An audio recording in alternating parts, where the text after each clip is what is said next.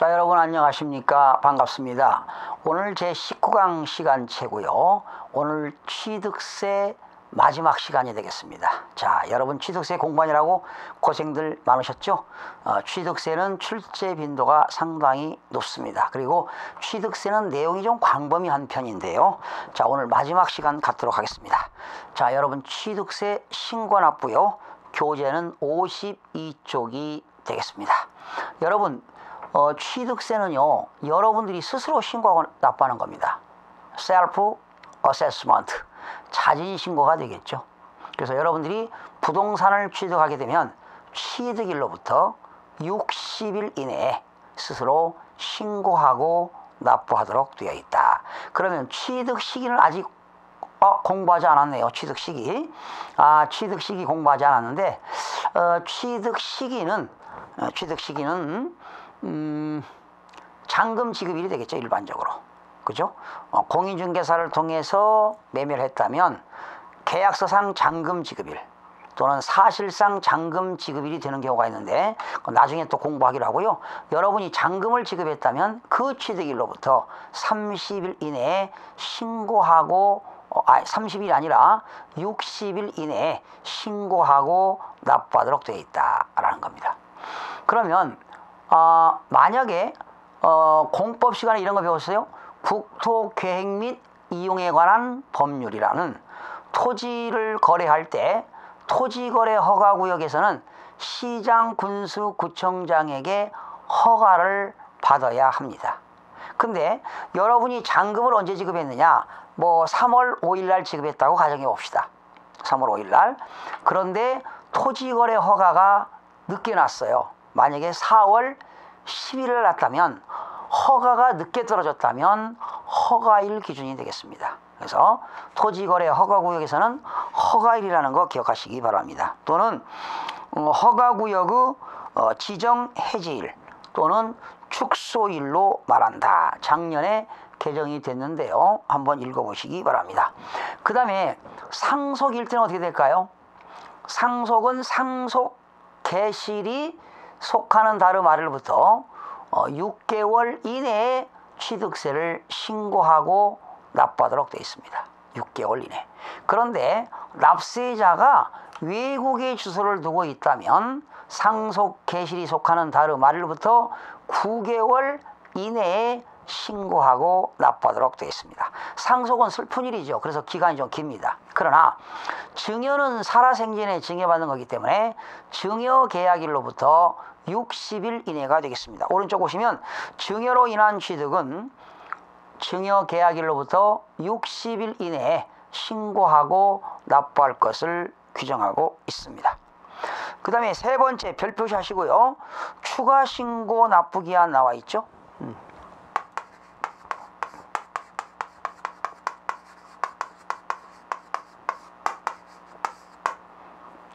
추가신고 납부기한인데 어떤 경우냐? 여러분들이 이제 표준세율을 적용해서 취득세를 납부했는데 나중에 중과세율이 적용되는 경우가 있습니다. 내가 일반 주택을 샀을 때는 일반 표준세율을 적용했는데 나중에 사치성 자산이 되었다면 중과세율을 적용한다면 어떻게 될까? 거기 나왔죠? 표준세율 적용 후 중과세율 대상이 된 경우는 중과세율 대상이 된 날로부터 며칠?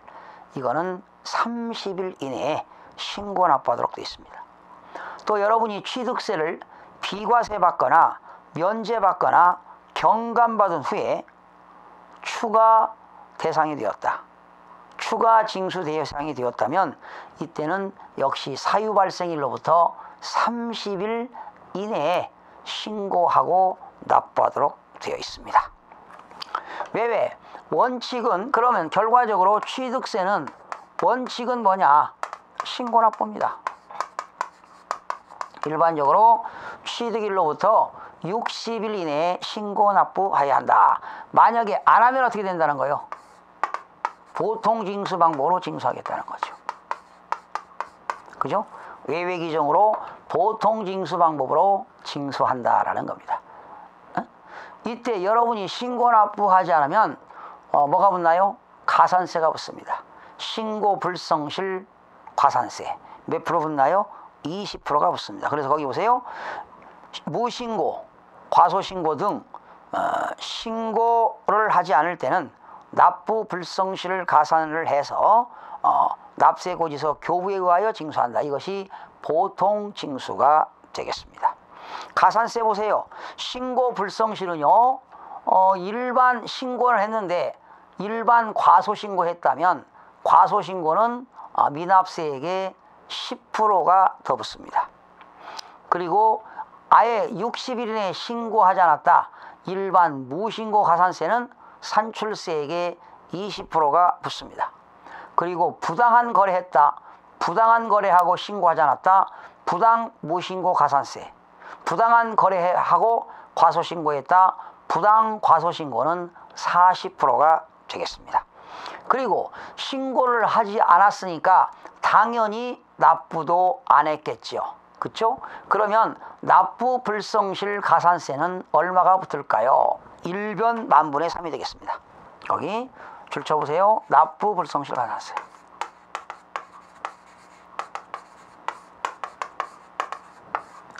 납부 불성실 가산세는 1변 만분의 3이에요. 1변이라는 것은 하루에 10,000원에 3원이라는 얘기입니다. 즉 0.03%가 붙는다는 겁니다.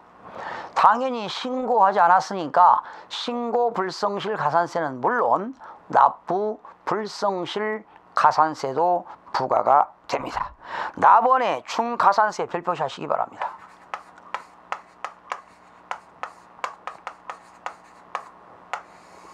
중가산세. 취득세 납세 의무자가 취득세 과세물건을 사실상 취득한 후에 신고납부를 하지 않고 60일 내에 신고납부하라고 그랬죠. 또는 상속일 때는 상속 개실이 속하는 달의 말일부터 6개월 이내에 신고하라고 그랬죠. 증여일 때는 증여계약일로부터 60일 이내에 신고하라고 그랬죠. 그런데 신고기간 이내에 신고납부를 하지 아니하고 매각하는 경우는 산출세액의 80%가 붙습니다. 어마어마하죠.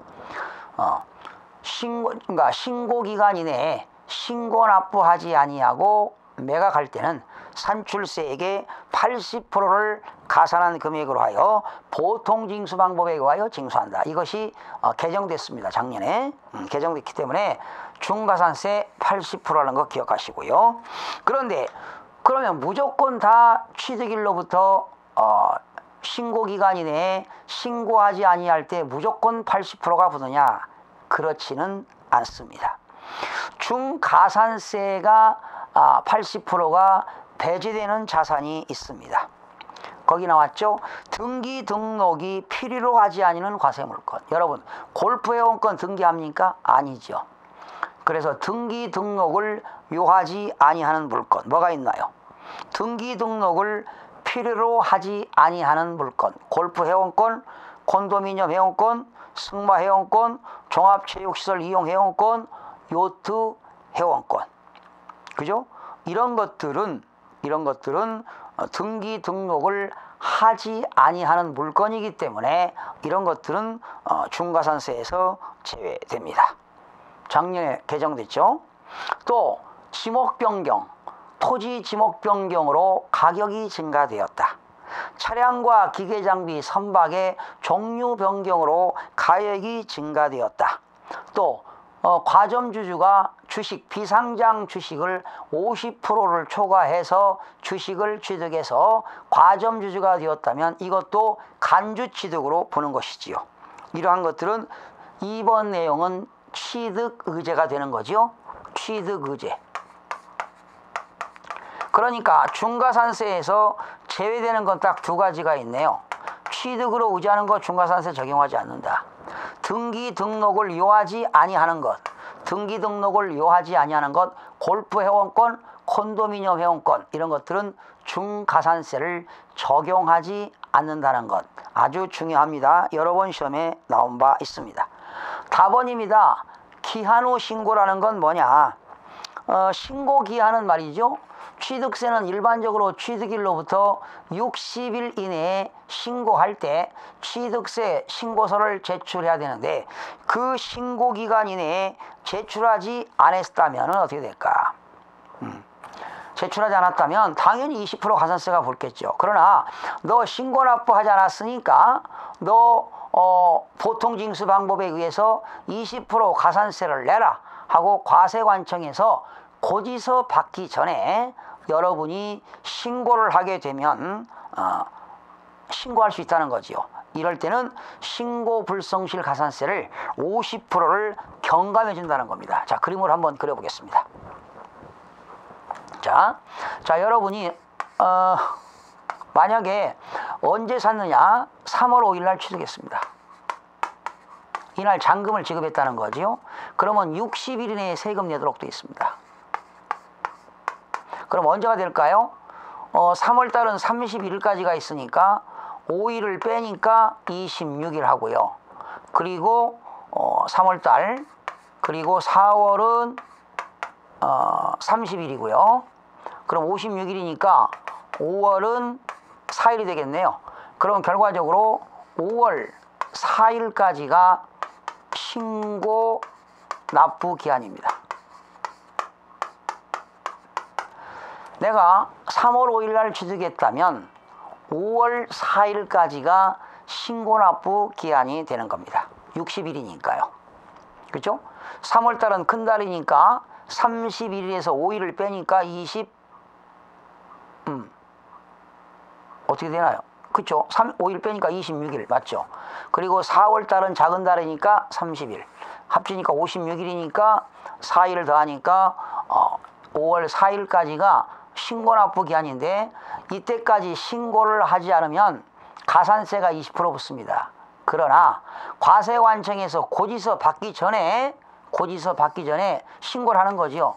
신고 기한 후에 신고를 하는데 과세관청에서 너 신고하지 않았으니까 가산세를 내라 하고 신고 기간이 지나서도 신고하면 이때는 가산세를 어떻게 50%를 경감해 주겠다라는 겁니다.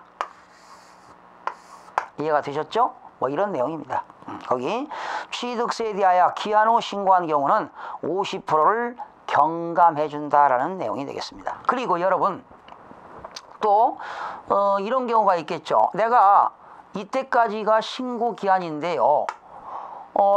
이게 토지를 사가지고 국토 계획 및 이용에 관한 법률 규정에 의해서 토지거래 대금을 다 지급했잖아요. 이날 3월 5일 날 지급했는데 토지거래 허가가 안 떨어졌어요. 그때는 어떻게 될까? 만약에 허가가 4월 10일 날 떨어졌다면 허가일 기준입니다. 허가일. 그럼 어떻게 될까요? 더 취득세 신고납부 기간이 더 늘어나겠죠. 이날 잔금을 지급했지만 시군구에서 토지거래 허가가 안 떨어졌으면 허가일이라니까요. 허가일이 되기도 하고 또는 뭐가 되기도 합니까? 지정 토지거래 허가 지정 해제일 해제시켰다 뭐 해제일이 될 수도 있고요. 또는 일부는 허가를 받아야 되고 일부는 그 토지거래 허가를 축소시켰어요. 그렇다면 축소일이 되겠습니다. 허가일, 해제일, 축소일을 말한다. 이렇게 보시면 되겠습니다. 자, 그 다음에 54쪽에 보면 등기 자료의 통보라고 나왔어요. 이게 무슨 말이냐면 등기 등록장이지요. 여러분이 취득세를 내고 등기소에다 요즘은 취득세 속에는 과거에 있던 등록세까지 다 포함된 겁니다. 그러니까 취득세를 내게 되면 등기 등록을 하는 거지요. 등기 등록 관서의 장은 취득세가 납부되지 아니하였거나 납부 부족액을 발견할 때는 납세지를 관할하는 지방자치단체장에 통보해야 됩니다. 그러니까 등기를 하려면 취득세를 내야 되는데 당연히 취득세 영수증을 첨부하겠죠. 등기소에다가. 그런데 등기관이 보니까 취득세를 적게 냈다거나 또는 납부하지 않았을 때는 당연히 등기는 되지 않습니다. 그리고 적게 납부했을 때는, 납부세액이 부족했을 때는 등기관은, 등기등록관청은 지방자치단체장에게 당연히 통보하도록 해야 한다. 뭐 이런 내용들이 나와 있고요. 자, 2번, 3번은 중요하지 않으니까 한번 읽어보시고요. 마번 별표시 하시기 바랍니다. 마번. 장부 등의 작성과 보존인데요. 이게 2013년도에 개정돼 가지고 작년에도 시험에 나왔습니다. 해마다 개정되면 당해년도나 그 다음 연도에 꼭 출제가 되곤 하는데요. 장부 등의 작성과 보존입니다. 취득세 납세무자가 있는 법인입니다. 취득 당시 가액을 증명하는 장부, 법인은 장부를 보존해야 돼요. 관련 증거 서류를 작성하여 갖춰야 한다. 그렇죠? 2항 지방자치단체장은 취득세 납세무가 있는 법인이 의무를 이행하지 않았다. 법인이 이런 부동산 등을 취득하고 그러한 장부를 비치하지 않을 때는 산출세액 또는 부족세액이 얼마? 100분의 10. 그것이 시험에 나왔습니다. 100분의 20으로 시험에 나왔는데 100분의 10에 상당하는 금액을 징수할 세액에 가산한다. 본조 신설 2013년에 재작년에 신설돼 가지고 재작년 작년에도 출제된 바가 있습니다. 자, 이렇게 해서 취득세를 공부해 봤고요. 그 다음에 2번 분할납부라고 나와 있죠. 취득세 분할납부 제도가 있습니다. 분할납부 제도가 있는데 이거는 2011년도에 신설돼 가지고 2013년도에 종료가 됐습니다. 그러니까 앞으로는 분할납부 제도는 없어졌다고 보시니까 이제 시험에 안 나옵니다. 자, 오른쪽 3번 면세점과 부가세에 대해서 살펴보겠습니다. 면세점이라고 하는 것은 세금을 내지 말라는 얘기죠. 세금을 내지 마라. 면세점 내지 마. 취득가액이 50만 원 이하일 때는 취득세를 부과하지 아니한다. 취득가액이 얼마라고요? 50만 원 이하 줄치세요. 50만 원 이하입니다. 50만 원 이하일 때는 취득세를 부과하지 아니한다. 50만 원 이하. 50만 원 이하 포함이 되겠죠.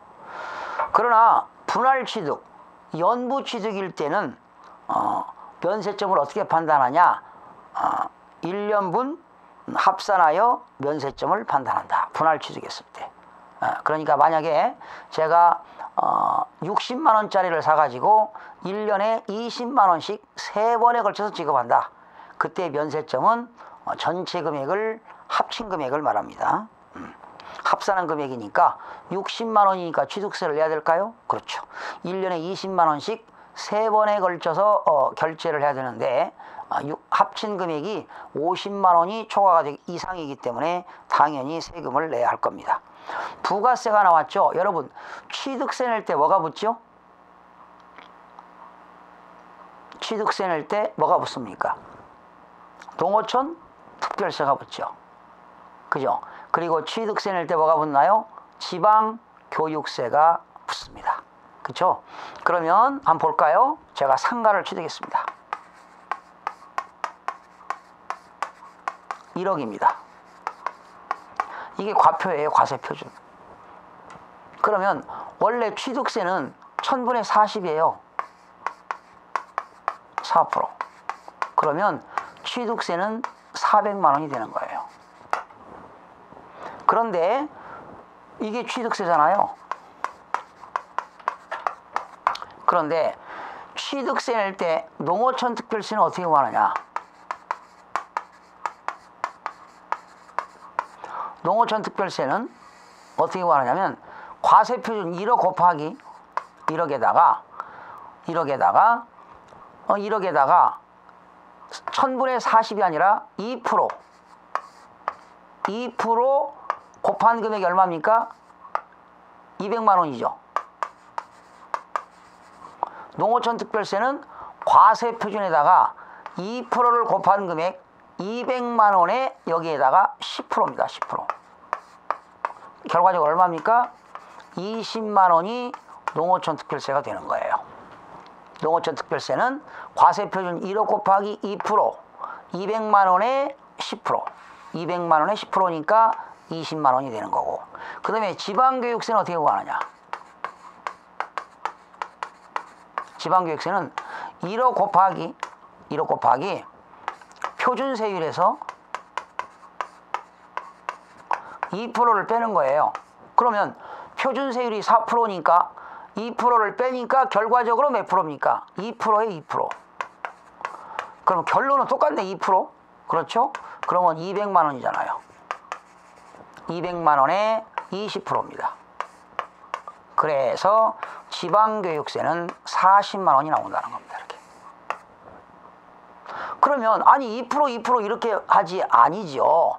농특세는 과세표준에다가 2%를 곱한 금액에 10%를 내고, 지방교육세는 과세표준에다가 표준세율에서, 표준세율이 다 다르잖아요. 꼭 4%만 되는 게 아니잖아요. 그죠? 표준세율이 1000분의 40도 있고 23도 있고 28도 있고 30도 있고 35도 있으니까 표준세율에서 2%를 뺀 금액이니까 여기 4%이기 때문에 2% 빼니까 2%죠. 200만 원에 20%니까 40만 원. 그래서 결과적으로 얼마가 되는 거예요? 460만 원이 되는 겁니다. 그러면 실무적으로 하면 취득세는 4%, 상가를 사게 되면 농어촌 특별세는 0.2%, 지방교육세는 0.4%, 합계 4.6%가 된다는 겁니다. 그죠? 취득세는 4%, 농어촌 특별세는 실무상 0.2%, 지방교육세는 실무상 0.4%, 합쳐서 4.6%가 되겠습니다. 그래서 거기 여러분 부가세 보세요. 농어촌 특별세는 10%인데요. 과세표준에다가 1000분의 20을 적용하여 산출한 금액에 농어촌 특별세를 적용한다는 거죠. 10%. 그리고 지방교육세는 20%인데 과세표준에서 곱하기 표준세율에서 1000분의 20을 뺀 세율을 적용한다는 거죠. 그러나 취득세를 감면받을 때는 농어촌 특별세가 20%가 부과된다는 것도 알아두시면 되겠습니다. 자, 네 번째 취득세의 종합편이 나왔죠. 뭐 특징 나와 있고요. 여지껏 다 공부한 내용이고 참고로 보시기 바랍니다. 그리고 58쪽을 보시게 되면 2014년도 개정 부동산 취득세율표가 나와 있죠. 거기 박스 보니까 주택을 유상취득했을 때 6억 원 이하일 때는 1%지요. 전체를 보세요. 6억 원 초과, 지난 시간 공부했습니다. 6억 원 초과 9억 원 이하일 때는 2%, 9억 원 초과는 3%가 되겠고요. 거기 그 정도만 기억하시고 실무상에서는 85제곱미터 이하냐 85제곱미터 초과냐에 따라 달라집니다. 그런데 우리가 주택을 샀을 때 85제곱미터 이하를 사게 되면 농어촌 특별세는 비과세가 됩니다. 과세하지 않습니다. 그래서 거기 있는 것은 박스에 나온 것은 실무적으로 알아야 되기 때문에 넣어놨기 때문에 합격하시고, 다른 공인중개사 책에는 이러한 내용이 없는데요. 여러분들이 시험 보기 위한 공부를 했지만 합격하고서는 이러한 내용을 모르기 때문에 제가 공부할 때 이러한 자료에다가 넣어놨기 때문에 여러분 꼭 실무에 보시기 바랍니다. 우리는 지금 실무 시간이 아니기요. 오로지 합격을 쟁취해야 되기 때문에 이건 알 필요가 없고요. 이것만 기억하시면 됩니다. 6억 원 이하는 1%, 6억 원 초과 9억 원 2%, 9억 원 초과는 3%가 되고, 취득세를 낼 때 추가로 농어촌 특별세가 부과되고 지방교육세가 부과되는 것만 기억하시면 되겠고요. 이 도표는 너무나 좋은 건데 실무상 현재 현업에 종사하는 공인중개사님들도 이러한 내용을 모르시고 중개업무를 하시는 분들도 없지 않아 있으리라고 생각이 되어지고, 상담을 해오는 걸 보면은 모르는 경우들이 상당히 많은데 꼭 나중에 합격하시기 바랍니다. 합격하시고 내용을 살펴보시기 바랍니다. 그러면 58쪽과 59쪽은 우선 실무적으로 살펴보시기 바라고요. 지금 이제 오늘 취득세 그 19강 마지막인데 지금 취득세에서 공부하지 않은 내용이 있어요. 취득 시기를 공부하지 않았습니다. 이거는 나중에 해드리도록 하겠습니다. 왜 그러냐면요, 이 취득 시기에 관련된 거는 여러분들이 민법, 이 세법은요, 부동산 민법 및 민사특별법에도 관련이 있고요, 학계론에도 연관이 있고요, 특히 부동산 공법하고도 긴밀한 관계가 있고요, 그리고 부동산 등기법하고도 관계 있고, 부동산 지적법하고도 관계 있고, 또 공인중개사법하고도 관련이 높습니다. 그래서 이 부동산 세법은요, 특히 세법에는 각종 행정법이 무지하게 많습니다. 그래서 세법은 여러분들이 몇 년을 공부해도 다 배울 수가 없습니다. 그래서 이 취득 시기 작년 또 올해 많이 개정이 돼 가지고요, 부동산 공법에 나오는 내용들이 많기 때문에 제가 이거 공법 여러분들 조금 공부하시고, 지금 초반전이기 때문에 나중에 취득 시기는 그 지방세법 시행령에 나오는 건데 나중에 해 드리도록 하겠습니다. 그래서 오늘은 이 정도에서 취득세를 마무리하고요, 다음 시간부터 등록 면허세를 학습하도록 하겠습니다. 자, 시간이 좀 남아서 말이죠, 정리를 오늘 배운 걸 한번 정리해 보면은, 취득세는 무슨 납부다? 신고납부가 되겠죠. 취득일로부터 언제까지요? 언제까지? 취득일로부터 60일 이내에 신고납부하도록 되어 있다. 상속일 때는 상속 개시일이 속하는 그 다르 말일부터 6개월 이내입니다. 이게 무슨 말이냐면, 만약에 상속 개시일은 피상속인의 사망일을 말합니다. 그러니까 누군가가 3월 5일 날 사망했다면 취득세는 언제까지 내느냐? 상속 개시일이 속하는 다르 말일이니까 3월 30일 기준입니다. 상속 개시일이 속하는 그 다르 말일부터 6개월 이내니까 어떻게 될까요? 4월, 5월, 6월, 7월, 8월, 9월 말까지가 되는 겁니다. 9월 말까지. 9월 말까지 신고하라라는 겁니다. 그러나 증여를 할 때는 증여계약일이 취득시기거든요. 증여계약일이 취득시기이기 때문에 증여계약일로부터 60일 이내에 신고 납부하도록 되어 있습니다. 그러나 납세자가 상속인이 외국에 주소를 두고 있어요. 해외이주법에 의해서 이민 가가지고 외국에 주소를 두고 있다면 상속 개시일이 속하는 다르 말일부터 9개월 이내에 신고하고 납부하도록 되어 있다. 그러나 추가 신고는 60일이 아닙니다. 추가 신고라는 건 뭐냐면, 내가 취득세를 냈는데 일반 세율을 적용해서 표준 세율을 냈어요. 그런데 그 물건이 나중에 사치성이 돼가지고 중과 기준 세율이 적용된다면 어떻게 될 거냐 하는 거죠. 그죠?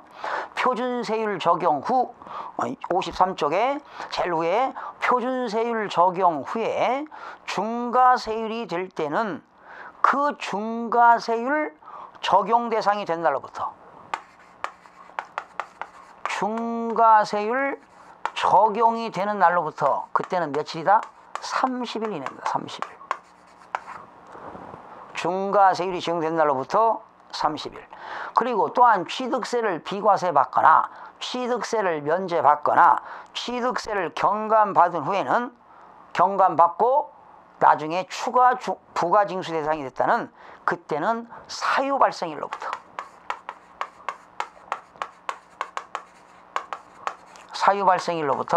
30일 이내에 신고 납부한다.